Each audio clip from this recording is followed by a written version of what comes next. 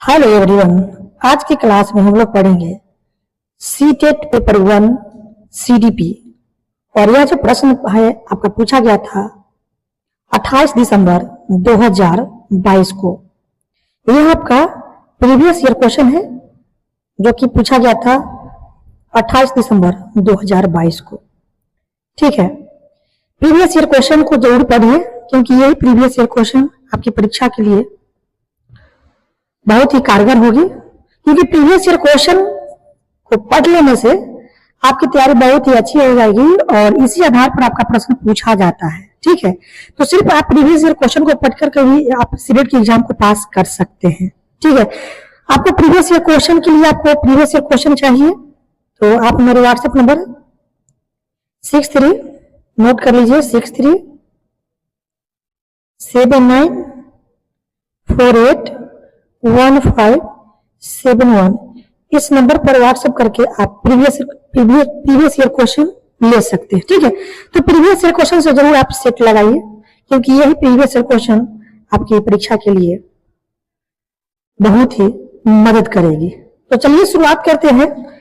वर्ष 2022 में बाल विकास एवं शिक्षा शास्त्र सीटीपी से जो प्रश्न पूछा गया था, देखिए पहला प्रश्न आपके सामने है। प्रश्न है कि बचपन से वयस्कता के परिवर्तन काल का समय कौन सा है। बचपन से वयस्कता के परिवर्तन काल का कौन सा समय होगा। प्रारंभिक बाल अवस्था यह नहीं है, माध्यम की बाल अवस्था यह नहीं है, पूर्व संक्रियात्मक अवस्था यह नहीं है। तो इसमें तीन नहीं होगा तो कौन सा होगा। यह होगा आपका किशोरावस्था। किशोरावस्था होगा। बचपन से वयस्कता के परिवर्तन काल का समय कौन सा है तो यह आपका किशोरावस्था है। तो ऑप्शन आपका क्या होगा। ऑप्शन आपका फोर्थ राइट आंसर होगा किशोरावस्था। चलते हैं अगले प्रश्न की तरफ। प्रश्न निम्न में से किसके लिए स्थूलगामक कौशल के उपयोग की आवश्यकता होगी। ऑप्शन में दिया है, पहला ऑप्शन है ब्रश से पेपर पर पेंटिंग करना, दूसरा ऑप्शन है पेपर के टुकड़े काटना और चिपकाना, तीसरा ऑप्शन है सुई में धागा डालना और चौथा ऑप्शन है चलना और दौड़ना। बताइए इन चारों में से कौन स्थूलगामक कौशल का उदाहरण होगी।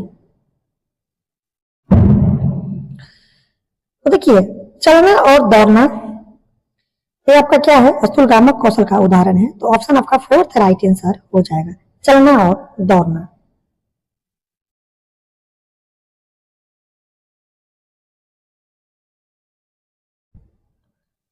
अगला प्रश्न है आपके सामने। प्रश्न की सामाजिकरण की प्रथम संस्था है।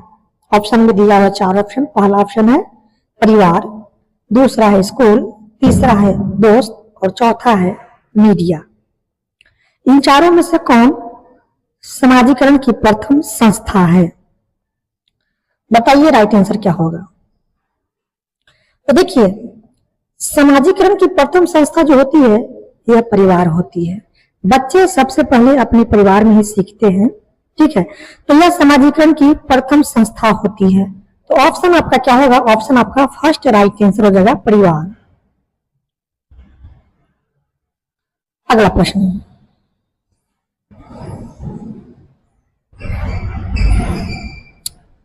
अगला प्रश्न है प्रश्न नंबर 4 है।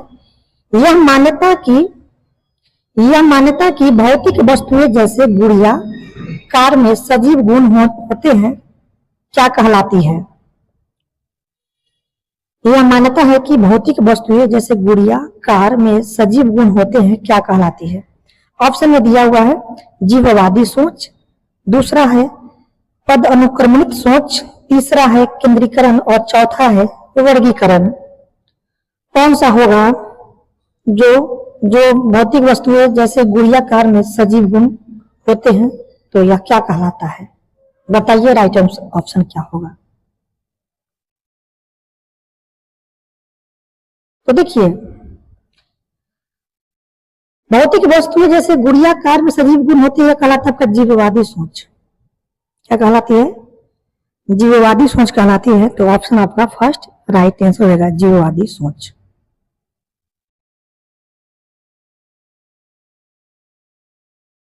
अगला प्रश्न आपके सामने,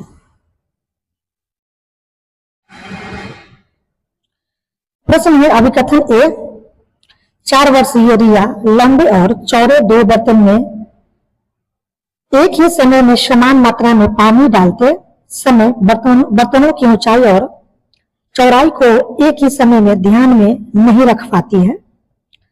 इसका कारण आर है।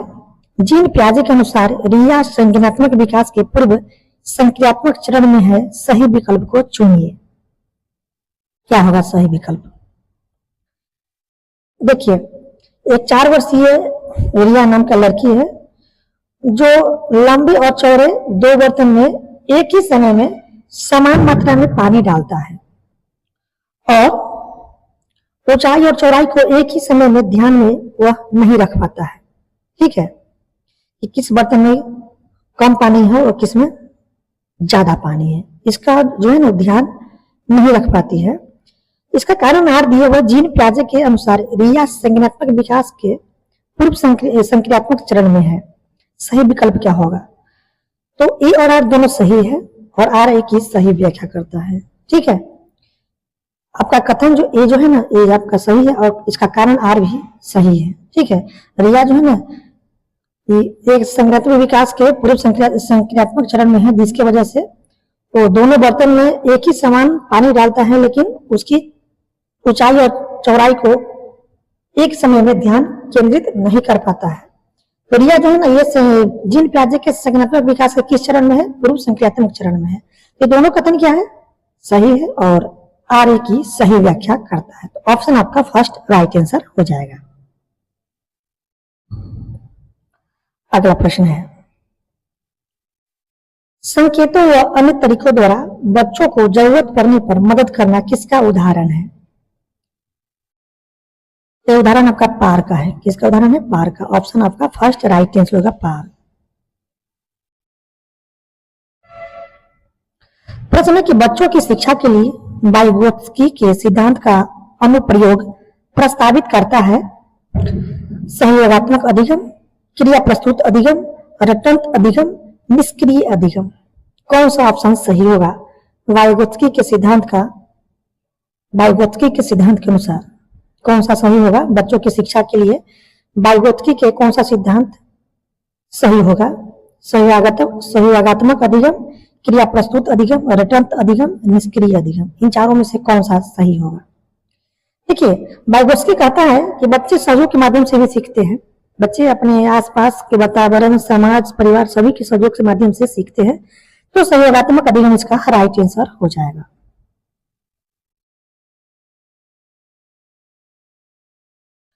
अगला प्रश्न, कोहलबर्ग के नैतिक विकास के किस चरण में व्यक्ति अपने व्यवहार के परिणाम के बजाय दूसरों की अपेक्षा अनुसार कार्य करता है? तो है आपका परंपरागत चरण।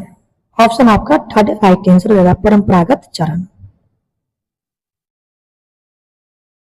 अगला प्रश्न है, एक प्रगतिशील कक्षा। तो एक प्रगतिशील कक्षा में क्या होती है? तो विद्यार्थी केंद्रित होती है। एक प्रगतिशील कक्षा जो कहती है क्या होती है? विद्यार्थी केंद्रित होती है। शिक्षा जो है ना ये बालकों के लिए होती है, ना कि बालक शिक्षा के लिए होती है। शिक्षा कैसे होती है? बाल केंद्रित होती है। ठीक है, तो यहाँ पर क्या होगा? ऑप्शन आपका फोर्थ राइट आंसर होगा, विद्यार्थी केंद्रित होती है या बाल केंद्रित भी कह लीजिए, सही होगी। अगला प्रश्न है, रेणु एक विद्यालय में परामर्शदाता है। हार्वर्ड गार्डनर के सिद्धांत के अनुसार प्रभावी परामर्शदाता के रूप में उसके पास कौन सी बुद्धि होनी चाहिए? पहला ऑप्शन है भाषाई, दूसरा है स्थानिक, तीसरा है पारस्परिक अंतर्वैयक्तिक और चौथा है अंतर्वैयक्तिक। क्या होगा राइट आंसर? बताइए इसका।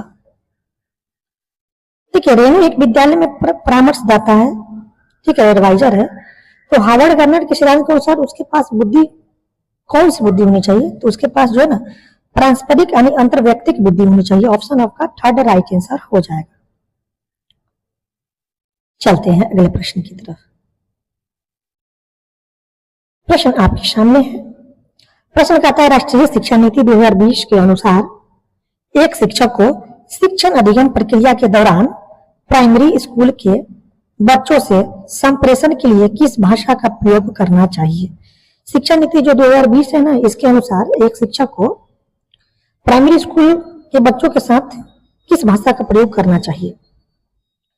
पहला ऑप्शन है केवल क्षेत्रीय भाषा का, दूसरा ऑप्शन है केवल हिंदी भाषा का, तीसरा ऑप्शन है केवल अंग्रेजी भाषा का, और चौथा ऑप्शन है बच्चों की मातृभाषा का। देखिए, प्राइमरी लेवल पर जो बच्चे होते हैं उसके साथ एक शिक्षक को किस भाषा का प्रयोग करना चाहिए? तो इनके साथ एक शिक्षक को, जो प्राइमरी लेवल के जो बच्चे होते हैं, छोटे बच्चे जो होते हैं, उसके साथ एक शिक्षक को जो है ना बच्चों की मातृभाषा का प्रयोग करना चाहिए। ठीक है, बच्चों के साथ किसकी भाषा का प्रयोग, किस तरह की भाषा का प्रयोग करना चाहिए? तो बच्चों की मातृभाषा का प्रयोग करना चाहिए। ठीक है, क्योंकि बच्चे जो है ना, बच्चे जिस भाषा को सीख कर, अपने परिवार में जिस भाषा को सीख कर वे स्कूल जाते हैं, उसी भाषा का प्रयोग करना चाहिए। कहाँ? कक्षा में। ठीक है, तो ऑप्शन आपका क्या होगा? फोर्थ राइट आंसर हो जाएगा। चलते हैं अगले प्रश्न की तरफ। प्रश्न 5 साल की वैशाली ने अपनी मां से कहा, मां मुझे अमित की तरह फुटबॉल चाहिए। वैशाली को जवाब देते हुए उसकी मां ने कहा, फुटबॉल से तो केवल लड़के खेलते हैं, मैं तुम्हारे लिए एक छोटी सी प्यारी गुड़िया लाऊंगी। मां का जवाब क्या दिखाता है? पहला ऑप्शन है जेंडर भूमिका में लचलापन, दूसरा ऑप्शन है लिंग समता, तीसरा ऑप्शन है लिंग रूढ़िवादिता, और चौथा ऑप्शन है लिंग प्रासंगिकता। ठीक है, क्या होगा इसका राइट आंसर? बताइए इसका राइट आंसर क्या होगा? तो देखिए, 5 साल की वैशाली जो एक लड़की है, वो अपना मां से कहती है कि मां मुझे अमित की तरह फुटबॉल चाहिए। तो उसकी मां वैशाली को जवाब देते हुए कहती है कि फुटबॉल से तो लड़के खेलते हैं, तुम लड़की हो तो तुम फुटबॉल से नहीं खेल सकती हो, मैं तुम्हारे लिए गुड़िया लेकर आऊंगी। तो इस तरह का जो धारणा है बच्चों के साथ, यह क्या दर्शाता है? यह जेंडरवादी में लिंग रूढ़िवादिता को दर्शाता है। याद रखिएगा, लिंग रूढ़िवादिता को दर्शाता है, जहां पर लड़का और लड़कियों के बीच में अंतर दिखाता है। तो आप समझिए कि वहां पर लिंग रूढ़िवादिता है। तो ऑप्शन आपका थर्ड राइट आंसर होगा, लिंग रूढ़िवादिता। अगला क्वेश्चन है बच्चों का नामकरण व उन्हें वर्गों में बांटना। तो देखिए, बच्चों का नामकरण और उनको वर्गों में बांटना यह बच्चों के समूह में हीनता और सीखने की लाचारी को जन्म देगा। बच्चों का नामकरण और उन्हें वर्गों में बांटना यह क्या दर्शाएगा? तो बच्चों के समूह में हीनता और सीखने की लाचारी को जन्म देगा। ठीक है, ऐसा नहीं कि जो तेज बच्चे हैं उसको अलग कक्षा में पढ़ाना और जो मध्यम टाइप का बच्चे हैं उसको अलग कक्षा में पढ़ाना। तो यह इस तरह का जो शिक्षा होगी, यह शिक्षा क्या दर्शाएगा? हीनता और सीखने की लाचारी को जन्म देगा। इस तरह की शिक्षा, ऐसा नहीं कि जो तेज बच्चे हैं उसको अलग कक्षा देना, उसको अलग पढ़ाई देना, और जो थोड़ा कमजोर बच्चे हैं उसके लिए अलग पढ़ाई देना। तो इस तरह का जो है ना, इस तरह का जो वर्गीकरण आप कीजिएगा तो क्या दर्शाएगा? यह बच्चों के समूह में हीनता और सीखने की लाचारी को जन्म देगा। चाहे जिस वर्ग के बच्चे हो, चाहे तेज बच्चे हो या मध्यम बच्चे हो, सभी बच्चों के एक साथ शिक्षा देना। ठीक है, यदि आप उसको अलग अलग करके पढ़ाएंगे तो बच्चों का नामकरण यह क्या देगा? बच्चों के समूह में हीनता और सीखने की लाचारी को जन्म देगा। ठीक है, तो ऑप्शन आपका सेकंड राइट आंसर हो जाएगा। चलते हैं अगले प्रश्न की तरफ। प्रश्न सतत व समग्र मूल्यांकन के क्या मायने हैं? सतत और समग्र मूल्यांकन क्या मायने हैं? तो देखिए, सतत व समग्र मूल्यांकन का मतलब होता है बच्चे के व्यापक विकास से जुड़ी सभी स्कूली गतिविधियों के आकलन के सभी पहलुओं को शामिल करना। यानी बच्चे स्कूल में क्या पढ़े, उसकी सभी गतिविधियों को एक आकलन के जरिए रखना, यह क्या कहलाता है? सतत व समग्र मूल्यांकन कहलाता है। ठीक है, बच्चों के व्यापक विकास से जुड़ी सभी पहलुओं को, सभी गतिविधियों के संग्रहित कर आकलन करना, ठीक है, इसको आकलित करना क्या कहलाता है? यह आपका कहलाता है सतत व समग्र मूल्यांकन कहलाता है। तो ऑप्शन आपका सेकंड राइट आंसर होगा। बच्चे के व्यापक विकास से जुड़ी सभी स्कूली गतिविधियों के आकलन के सभी पहलुओं को शामिल करना। ऑप्शन आपका सेकंड राइट आंसर हो जाएगा। यह क्या है? आपका सतत व समग्र मूल्यांकन के उदाहरण है। चलते हैं अगले प्रश्न की तरफ। प्रश्न की प्रभावी शिक्षक कक्षा में शिक्षण अधिगम की प्रक्रिया में अक्सर जांच करने वाले प्रश्नों का प्रयोग करते हैं। इससे शिक्षक को किस प्रकार का मूल्यांकन करने में मदद मिलेगी? तो इससे रचनात्मक मूल्यांकन में मदद मिलेगी। ऑप्शन आपका सेकंड राइट आंसर होगा, रचनात्मक मूल्यांकन। अगला प्रश्न है आपके सामने। एक समावेशी कक्षा में शिक्षिका की क्या भूमिका होती है? एक समावेशी कक्षा में शिक्षिका की क्या भूमिका होती है? बताइए इसका राइट आंसर क्या होगा। तो देखिए, एक समावेशी कक्षा में शिक्षिका या शिक्षक या शिक्षिका हो, सभी की भूमिका कैसा होनी चाहिए? तो बच्चों की विविध जरूरतों का पता लगाना और उसका ख्याल रखना। यह समावेशी कक्षा में शिक्षक या शिक्षिका का भूमिका होनी चाहिए। सभी बच्चों की जरूरतों का पता लगाना और उनका ख्याल रखना। ऑप्शन आपका फर्स्ट राइट आंसर होगा। यह क्या है? आपका समावेशी कक्षा का यानी समावेशी शिक्षा का एक उदाहरण है। चाहे जिस वर्ग के बच्चे हो, गरीब वर्ग के बच्चे हो या अमीर वर्ग के बच्चे हो, सभी बच्चे को कक्षा में विशेष रूप से ध्यान देना और उसकी जरूरतों को पता लगाना, उनका ख्याल रखना, यह क्या है? समावेशी कक्षा का उदाहरण है। तो ऑप्शन आपका क्या होगा? फर्स्ट राइट आंसर हो जाएगा। चलते हैं अगले प्रश्न की तरफ।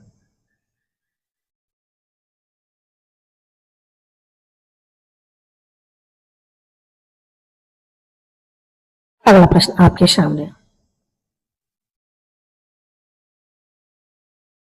प्रश्न की विविध समूह के विद्यार्थियों के शिक्षण के दौरान एक शिक्षिका को क्या ध्यान में रखना चाहिए? विविध समूह के विद्यार्थियों के शिक्षण के दौरान एक शिक्षिका को क्या ध्यान में रखना चाहिए?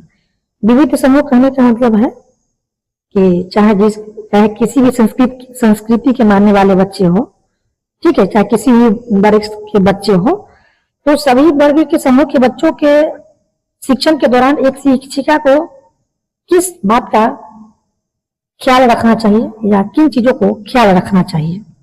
पहला ऑप्शन है हर विद्यार्थी को स्वीकारना व सम्मान देना। हाँ, ये सही कथन होगा। ठीक है, कक्षा में चाहे किसी भी वर्ग के बच्चे हो, सभी वर्ग के बच्चे को समान रूप से सम्मान देना और उसकी स्वीकारना। ठीक है, ये तो पहला कथन सही हो जाएगा। दूसरा, सांस्कृतिक भिन्नताओं का अनदेखा करना। ये तो गलत कथन हो जाएगा। सांस्कृतिक भिन्नताओं को अनदेखा नहीं करना है। ठीक है, चाहे बच्चे किसी भी संस्कृति को मानने वाले हो, ठीक है, तो उनकी सांस्कृतिक भिन्नताओं को अनदेखा नहीं करना है। तो ये कथन गलत हो जाएगा। दूसरा, सुसंगत संप्रेषण बनाए रखना। हाँ, ये भी कथन सही है। अप्रत्यक्ष निर्देश देना, यह भी कथन क्या गलत हो जाएगा? विद्यार्थियों को स्वतंत्रता और लचीलापन देना। हाँ, यह भी कथन सही है। तो आपका कथन जो है ना, कौन कौन सा सही होगा बताइए।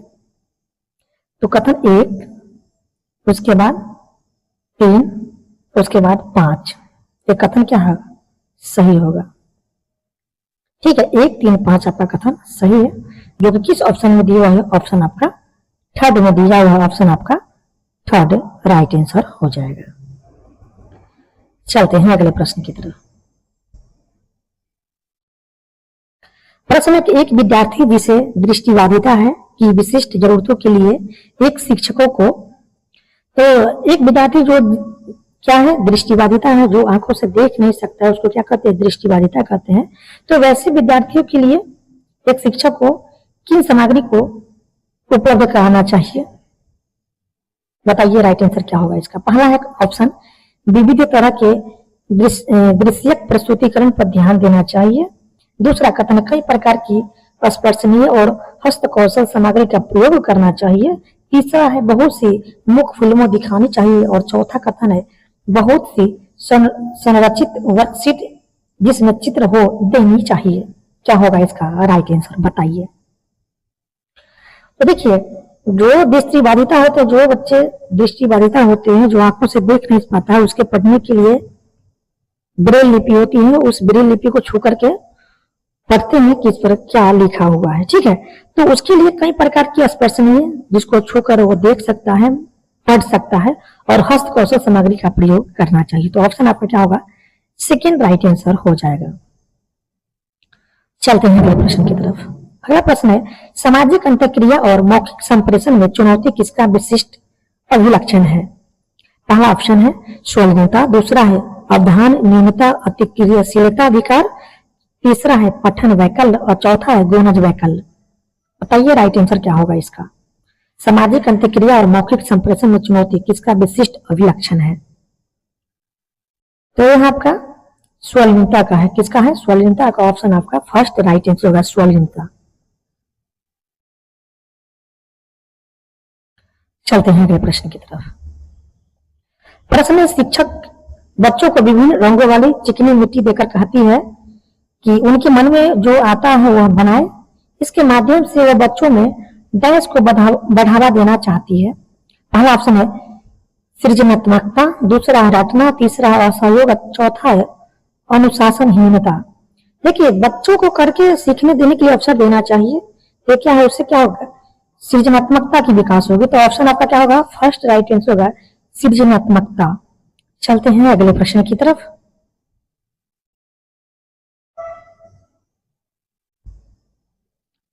अगला प्रश्न ये रहा आपके सामने। प्रश्न है, बचपन के प्रारंभिक सालों में किसके विकास पर ध्यान केंद्रित करना चाहिए? पहला कथन है शारीरिक कौशल, दूसरा कथन है सामाजिक कौशल, तीसरा कथन है संज्ञानात्मक क्षमता, चौथा है संवेगात्मक कौशल और पांचवा है अमूर्त तर्क। बताइए इन पांचों में से कौन सही होगा? बचपन के प्रारंभिक सालों में किसके विकास पर ध्यान केंद्रित करना चाहिए? क्या होगा इसका राइट आंसर? बताइए इसका राइट आंसर क्या होगा? तो देखिए, बचपन के प्रारंभिक सालों में विकास के किन किन चीजों पर ध्यान देना चाहिए? तो आपका शारीरिक कौशल पर ध्यान देना चाहिए, दूसरा सामाजिक कौशल पर भी ध्यान देना चाहिए, तीसरा संज्ञानात्मक क्षमता पर ध्यान देना चाहिए और चौथा है संवेगात्मक कौशल पर ध्यान देना चाहिए। इन चारों कौशलों पर ध्यान देना चाहिए बचपन के प्रारंभिक विकास की अवस्था में। ठीक है, तो ऑप्शन आपका थर्ड राइट आंसर होगा। 1 2 3 4 ये कथन आपका सही होगा विकास की प्रारंभिक अवस्था में। चलते हैं अगले प्रश्न की तरफ। प्रश्न है, रचनावादी कक्षा में अर्थपूर्ण सीखना। देखिए, रचनावादी कक्षा में अर्थपूर्ण सीखना जो है ये आपका अन्वेषण व अंतःक्रिया के द्वारा खोज की प्रक्रिया होती है। रचनावादी कक्षा में अर्थपूर्ण सीखना क्या है?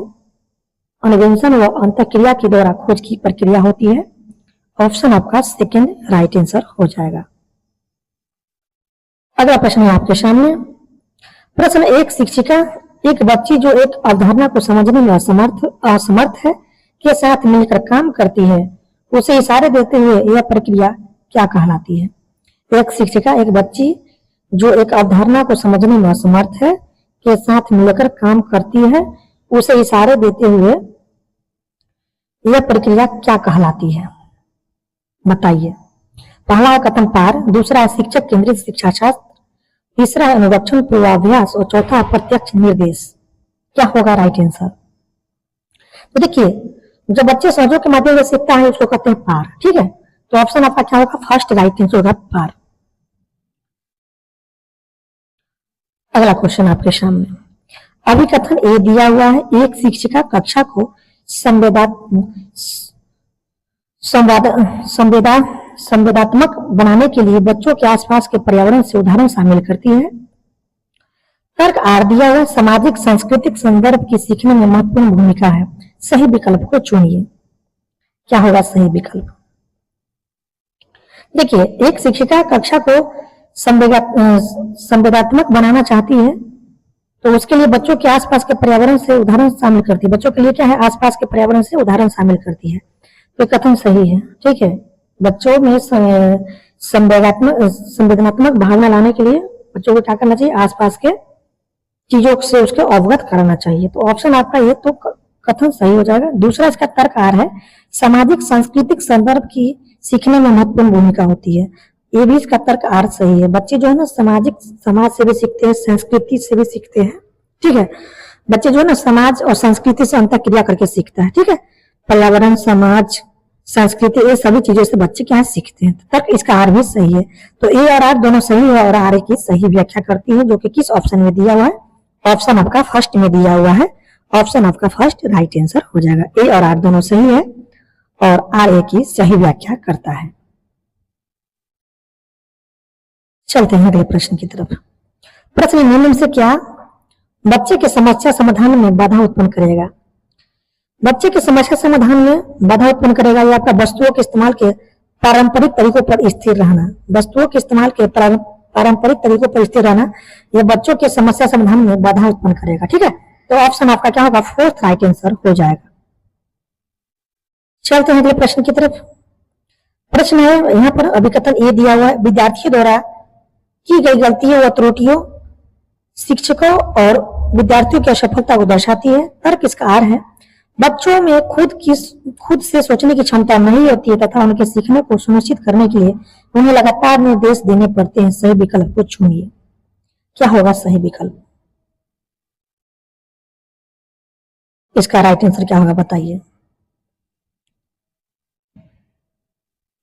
देखिए, विद्यार्थियों द्वारा की गई त्रुटियां और शिक्षकों व विद्यार्थियों की असफलता को दर्शाती है। विद्यार्थियों द्वारा की गई गलतियां व त्रुटियां शिक्षकों और विद्यार्थियों की असफलता को दर्शाती है। तो एक कथन तो गलत हो जाएगा। विद्यार्थियों द्वारा की गई गलती, विद्यार्थी तो गलती करेंगे ही, बच्चे गलती करते हैं। ठीक है, तो विद्यार्थी द्वारा की गई गलती और त्रुटियां शिक्षकों और विद्यार्थियों की असफलता को दर्शाती है। ये कथन क्या है? गलत है। इसका तर्क आर दिया है, बच्चों में खुद से सोचने की क्षमता नहीं होती है। ऐसा नहीं है कि बच्चे में खुद से सोचने की क्षमता नहीं होती। बच्चे में खुद से सोचने की क्षमता होती है तथा उनके सीखने को सुनिश्चित करने के लिए उन्हें लगातार निर्देश देने पड़ते हैं। ये भी तर्क इसका आर क्या है? गलत है। ये दोनों गलत है, ए और आर दोनों गलत है। देखिए किस ऑप्शन में दिया हुआ है? आपका ऑप्शन आपका फोर्थ में दिया हुआ, ऑप्शन आपका फोर्थ राइट आंसर हो जाएगा। ए और आर दोनों कथन क्या है? गलत है। चलते हैं अगले प्रश्न की तरफ। प्रश्न निम्नलिखित में से कौन सा भाव निम्नलिखित में से कौन सा भाव नहीं है?